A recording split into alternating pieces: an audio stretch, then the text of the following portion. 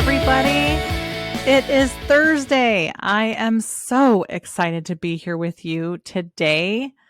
I hope each and every one of you have had an amazing week, and I am excited to share with you today.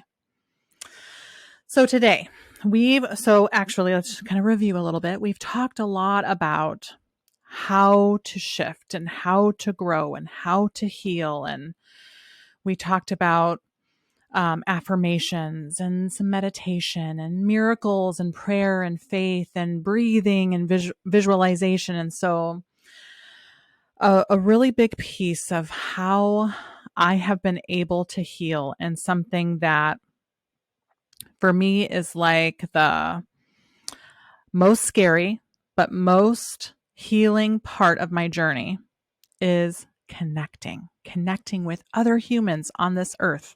Can you imagine? It's like we're supposed to be doing that or something. It's like our whole purpose on this earth is to connect with each other. And that's my belief, is that we're here on this earth. I'm not here just for myself. I'm here for each and every one of you. I am here because my purpose is to connect, is to share, is to be with you, and for you to be with me. And I am a big believer that we are our brother's keeper. And so if you're suffering and I'm over here and I see you suffering, well, I sure hope that I can come and meet you where you're at, and vice versa. And for me, the greatest growth I've had is when I have taken the risk to step out and connect. And that's what I want to talk about with you today. So the last podcast we had was a little long. We're talking about 45 minutes or so. I promise to be super mindful of your time. So we'll see how long this one goes. My intention always is to be about between 20 and 40 minutes, not any longer. So we'll see where we're at today. Okay. So we have this real need to connect. We do not grow sitting at home by ourselves, covered up in our blankies, on the couch. That is not how we grow. That's how we keep ourselves stuck and hidden. Okay. And we're all meant to shine like children do. We're all meant to shine. Okay. There is somebody who, aside from my own mentor, Tracy Snow, my very good friends, there is a guy out there named Jordan Peterson. He's a psychiatrist, author, one of the most kind and compassionate men I've ever been privileged enough to listen to or watch speak online and that kind of thing. I've never seen him in person. But what I love about Jordan Peterson is he has this wisdom and this knowing and this sensitivity and this compassion for people in the world. And he sees what happens when we choose not to connect. And he has this, I just have seen him. I guess what I'm trying to say is there are so many lonely people out there, people who are afraid to step out, people who feel like they're not good enough, people who feel like they're bad and wrong. And so they don't connect. And those sweet people continue to be in that dark space of loneliness, which always leads to depression, anxiety, thoughts that then lead further into things like wanting to take your life and things like that, which bless nobody. I pray that everyone right now who's listening to this that maybe feels that way, oh, there is another way. And I see you and I love you. And reach out to me. Okay. And we want to build more of that, where we see each other, where we see you and we say, hey, I see you and I love you, even with what you're going on right now. And so taking the time to connect. There's one particular interview, I couldn't tell you where it comes from or anything, but I've seen it just recently, and it touched me. And Jordan Peterson, you'll often see him in an interview and he'll get asked this very tough question, and it will often lead him to tears. And he is so connected with his spirit and emotional self, his smart, emotional self. And gosh, just the way his heart is just so beautiful. And so, in regard to men particularly, there's this messaging out there that I hear a lot with men and a lot with wives specifically. People will joke around and say this, happy wife, happy life. Okay. And so this interview that I just saw Jordan Peterson do, he's talking about a married man and this kind of these men who are out there working hard, doing amazing work, and they're having this messaging, happy wife, happy life, and which then tells that man that you're not worthy of happiness, belonging. You're not worthy of asking for what you want and need. As long as your wife is happy, you should just be happy. Well, that is bogus. That's total bogus information. The reality is that ladies, we want our husbands to also be worthy, feeling worthy and built up and loved. And we want to know what they want to experience and what they need and how they want to feel and be and all those things. So let's shift out of that thought process, right? And so he's talking about this idea and how there's so many men out there who, and I know there's so many women too, but we're talking specifically about this interview. So many men out there who are feeling so alone. They're out there working, supporting their family, and they don't feel like they can ask for what they need or want. And the rate at which women want a divorce is very high. It's almost always the woman who is initiating a divorce from a man is the statistic, right? And so then what it does to that man and just this idea that when we begin to shift out of loving for somebody, we can choose to have a divorce, right? Which, okay. The problem becomes when we begin to make decisions outside of a loving space. And we can choose divorce and still be loving. Okay, we can choose divorce and still see somebody and still consider that person. And so people can go through life and make mistakes and still feel loved and supported and receive compassion because guess what? We're human. We're human. Okay. And so I just invite you, if you've never heard about Jordan Peterson, go out there, just do a little bit of research. He writes amazing books. He is an amazing speaker and just a genuinely caring and loving dude who really sees the need for people to be compassionate and loving and to actually connect and to stay out of the secret spaces and out of loneliness and move into connection with other like-minded humans that are willing to build you up and love you. There is a real fear to connect in this world. We have this idea, I think, that if you see me, well, then what? I know for me, I didn't even want to start this podcast because I had this fear like, oh my gosh, if I come out here and show you who I really am, which is not a perfect person, very far from it, are you going to receive me? Am I still going to be lovable, worthy of love and belonging and connection? What is that going to do to me if you don't? I know I'm not the only one.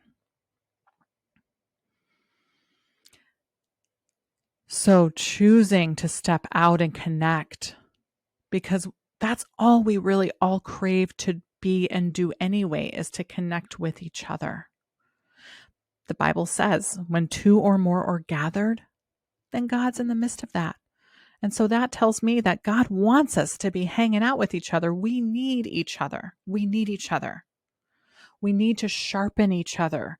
We need to come into engagement with each other. And that in and of itself is going to help us process, grow, create new experiences, create challenges, create wins, create experiences in our life. What I do know, in order for me to grow and to shift, I had to begin to create positive external experiences, okay? Because the external experiences I had had for the vast majority of my life were not positive, which is what kept me from wanting to connect in the first place. And so intuitively, I knew that I needed to create, promote, and allow the right arenas in which I could connect and it be safe. And knowing ahead of time that was a safe experience for me so that I could practice external experiences and build upon them. And so this looked like church for me. For many years, I went to church, and that's how I connected. It was a very safe space. It was a very positive external experience.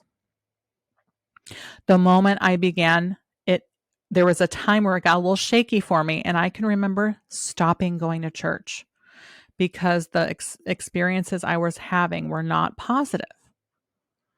And so I withdrew. I then continued to create more positive experiences for myself, which looked like Inspired Leadership Academy, attending that, the sacred circle of 20, 23 people, and the boundaries that were established there from the very beginning of the class provided this opportunity for me to share and feel very safe and secure. And so I could create these positive external experiences. Then moving and working with Tracy and Doris and Nina in that experience, working with those people then allowed me to expand my comfort zone a little bit with regard to positive experiences. And I can't control everything that happens, but I'm in a safe space with safe people. So if something does go down, I'm at least supported and will be taught how to deal with it. And then just moving into, I can remember the first time I ever really thought about creating my own business. I've had this thought for lots and lots of years, but when it started to really get where my wheels started turning, that it could be possible, I was in therapy. And I was meeting with my therapist, and we're talking about some challenges I was experiencing at work. And I oftentimes, when I was met with some conflict, just really had a hard time even going in. And just working through that. And he asked me one time, he's like, Jen, have you ever thought about just having your own business? And I was like, yeah, but I didn't really think it was possible. And as we began to communicate about that and dig into it, it was very, very clear that that was going to create, promote, and allow really what I wanted to experience and create this atmosphere and culture that then other people could join. And we were creating something that really isn't or wasn't in existence in our area up until the time we created it. And so how exciting that we are able to do things like that and create, promote, and allow things that work for us in our life. We are creators, peeps. We have this power to, you see a need, meet it. You see something that needs to be created, go out there and create it. How amazing. How amazing. And so we do that. We're really here in our real estate business. It is very important to us that we took some time, we created a value system based off of each of our individual values, and then a mission statement. And so out of those individual values of our team, we created the mission statement. And so we've created this atmosphere where if you don't line up with that mission and that vision and our values, you're not allowed to be a part, because the atmosphere and the culture we've created here in our real estate business is of most importance. It's blessing us. It's helping us. It's blessing our vendors. It's blessing our clients. It's blessing our community. And we want to make sure that that stays in line from this point forward. And so that's some boundaries, right? We don't have everybody coming in. We don't, it kind of causes a little bit of a, maybe not inability to grow, but maybe you grow a little bit slower because you want to make sure the right people are in place. And then trusting the process then once we've done that. So once, like I said, when I was in Inspire Leadership Academy, you can't, or anywhere you go out to do positive experiences to practice this. We can't control everything, right? What we can do is have some ideas in our mind of how we're going to be with ourselves as we're experiencing our external experiences. That's important to be mindful of. That the issue is not the issue. The issue is how you're going to be with yourself as you go through that situation. Okay. So sometimes negative external experiences are there to be teachers to us, to help grow us. Okay. It's always, if it's in our life, it's meant to be in our life. If it wasn't going to be in our life, it would be different. Okay. So that's important to be mindful of. So you want to create some boundaries. You want to have some ideas in your mind of what you're going to do in situations.